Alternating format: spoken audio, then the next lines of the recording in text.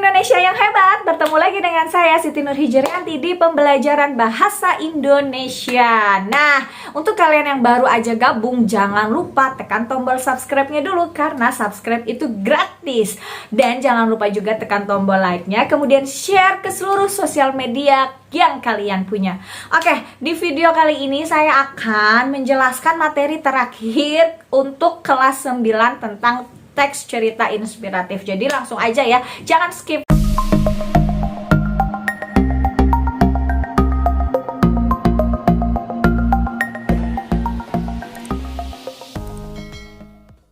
Langsung aja kita ke tujuan pembelajaran kali ini ya teman-teman. Tujuan pembelajarannya, setelah kalian menonton video ini dari awal sampai akhir, kalian sebagai siswa diharapkan mampu menceritakan kisah inspiratif dalam penyajian lisan, dalam bentuk lisan maksudnya. Nah, gimana, penasaran kan?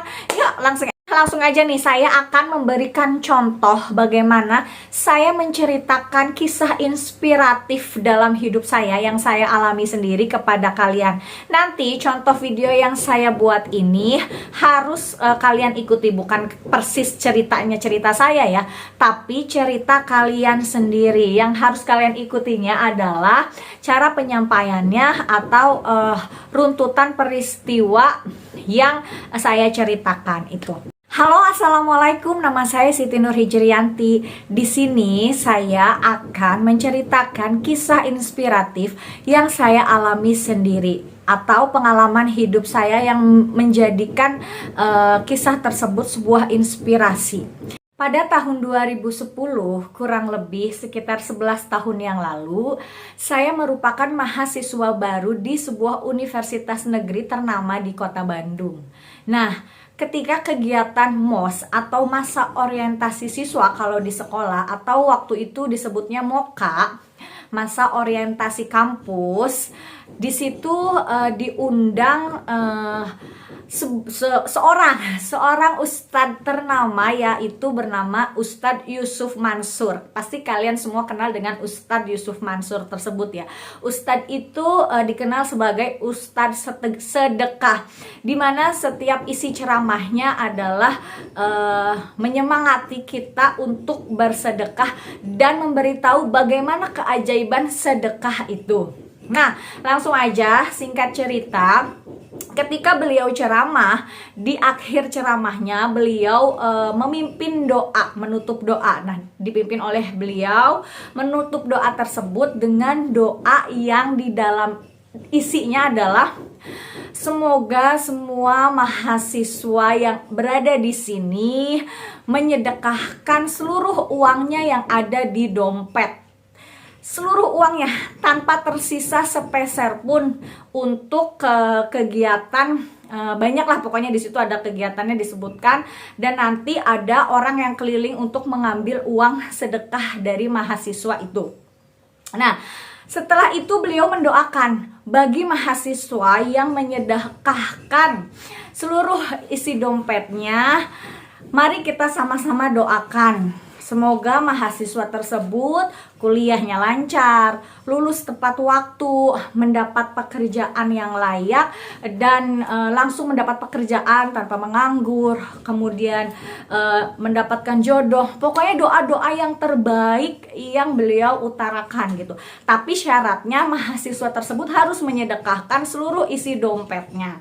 Untuk mahasiswa yang tidak menyedekahkan seluruh isi dompetnya, berarti ya kuliahnya ya rada telat sedikit, atau ada urusan yang kurang lancar sedikit. Nah, dalam doa beliau isinya tuh seperti itu.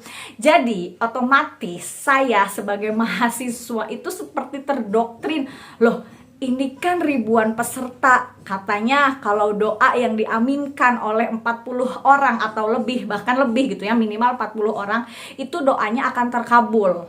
Nah, jadi dari situ saya berpikir, aduh gimana nih, galau kan. Di isi dompet itu waktu itu ada 50.000. Memang kalau untuk sedekah nominal segitu tuh terlihat besar gitu ya, susah susah-susah gampang untuk mengikhlaskannya gitu kan, jujur deh kalian juga pasti begitu. Tapi mendengar doa-doa beliau dan ketika beliau bicara kalau tidak menyedekahkan semuanya, insya Allah nggak selancar itulah gitu. Misalnya lulusnya nggak tepat waktu, agak telat sedikit, kemudian jodohnya agak telat sedikit, ini agak telat sedikit, ya udah. Jadi saya berpikir ya udah deh, coba ikhlaskan untuk menyedekahkan seluruh isi dompet saya pada waktu itu. Saya menyedekahkan gitu ya. Ini bukan disclaimer dulu ya, ini bukan ria atau gimana, ini cuma kisah share aja gitu, kisah inspirasi saya. Udah selesai. Nah, selang dari itu saya tuh baru berpikir setelah saya lulus.